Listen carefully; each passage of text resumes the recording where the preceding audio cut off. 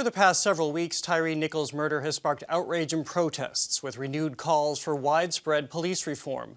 But since Memphis police released footage of officers brutally beating Nichols, many have raised the question of whether it's a civic responsibility to watch the video, or should it be avoided for the inherent trauma it presents. Joining me to discuss is Dr. Ibram X. Kendi, the founding director of the BU Center for Antiracist Research. He's also the author of How to Be an Anti-Racist, How to Raise an Anti-Racist, and now he's out with his newest release in bookstores now, How to Be a Young Anti-Racist, which he co-authored with Nick Stone. Thank you so much for being with us tonight. Thank you for having me. Let me just start with this debate that a lot of people are having once this video was released and the decision whether or not to watch it. Is it a decision that you had to mull yourself, and how did you arrive at your own decision?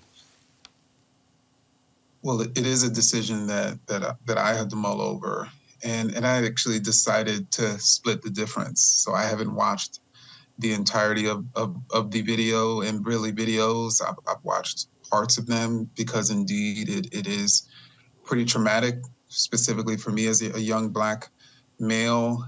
And I can't watch Tyre being beaten in those videos without seeing myself or other people that I love. And so, but I also knew that I would get asked about it, and I'd have to obviously comment about it. And I wanted to obviously, particularly as a scholar, we have to speak from the evidence. And so I felt that I had a duty because of my vocation to at least watch parts of it. But I could certainly understand if other people didn't want to watch any of it. Well, Renee Graham, writing in the Boston Globe, she starts her column listing the names of 34 individuals, 34 Black people whose videos of them being beaten by police have been released.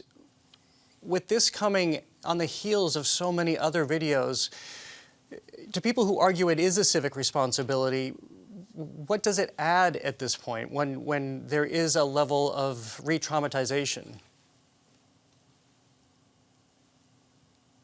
So I actually don't think that it adds, and I think for those people who somehow still think that police violence is not a major, persisting, constant problem in our society, if people can't recognize that what the police say isn't always the truth. Indeed, the police report in Tyre Nichols' case was radically different from what we all saw with our eyes. I don't know if another video is going to change their minds.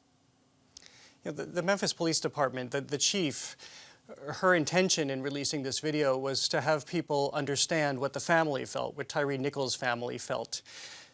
I wonder, though, with the proliferation of these videos, with nonstop news coverage, how emotionally resonant it becomes, and what you think of that in that regard. Well, I mean, I think for anyone who cares about people and who doesn't see whether they're Black or not Black, who sees themselves and their loved ones in Tyre Nichols, it's hard not for them to be, emotionally sort of really wrenched from watching that video and watching that beating at the hands of people who imagine that they're seeking to protect Tyre. But I think it's what makes it even more wrenching emotionally is to see so many videos, video after video, month after month, and at the same time, not see change. Yeah, I wonder where this all stands too, again, with the proliferation of videos on social media, where we see people around us just scrolling through videos, just digesting videos of a horrific nature as if it were a cat video or something else, because it's just being fed to us. That stacked up against what we see in media, television shows, movies. And so I guess it's a long way of asking about the depiction of violence and whether we as a collective society at this point are becoming perhaps overly desensitized to it. Oh, I definitely think we're being desensitized, and I think we've long been desensitized to particularly Black people dying at the hands of police because for whatever reason, it takes a video of this nature, a video of the brutality of a George Floyd for people to realize that there's a serious essential problem here. And I think that I wish that it didn't take such brutal videos for people to recognize the problem of racism that we need to eradicate. In the conversation about this video, a lot of people have gone back to maybe Till Mobley, who, of course, very famously in 1955 made the decision to have an open casket so that people, as she said, I wanted the world to see what they did to my baby, the violence perpetuated against her son, Emmett Till. Is there an especially poignant reason at this moment that we look back to what she did and why that conversation is so heavy again around this particular video? Well, I think it is an apt historical parallel, especially if in the next 10 years, based on the policy changes, the activism, the organizing, the education we collectively engage in, that we will have been able to eradicate police violence in the way a decade after the maybe decided courageously to show her child's brutalized and beaten to a pulp face. A decade after that, we had largely eradicated Jim Crow. I was struck on your Twitter feed today. You posted pictures of Tyre Nichols skateboarding, something we know he absolutely loved to do. He loved being a videographer and capturing skateboarding, capturing sunsets. He was a photographer. What was behind your decision to resurrect that part of him today? It really was inspired by Tyre's friend who posted that video and said that he wanted his friend to not be remembered by the video of him being beaten by the police and really calling out for his mother, trying to really save his life, but he wanted his friend to be remembered through his smiles. And of course, he always gained those smiles while skateboarding with the sun setting, at a distance. Your latest book, it works with young people in terms of being anti-racist. Even in our own newsroom this morning, their stories were being shared about how to deal with young children seeing this video as it does play on the news or as it plays in a restaurant where someone may be attending. As you look at the younger generation with this onslaught of videos as part of their daily reality, sadly, how do you begin to counsel parents about their children and what their children will experience or what maybe they should shield them from?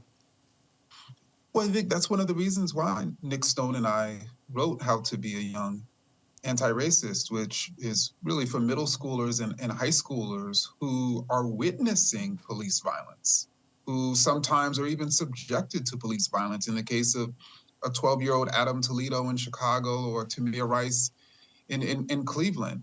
And it's important for them to understand racism because, unfortunately, it's affecting them too. But more importantly, they want to know how to fight back. They want to know how to challenge racism. They want to join with adults to create equality. And so that's one of the reasons why we wrote How to Be a Young Anti-Racist. And part of that is we have to be honest with them about what's going on in society and why, including in this case.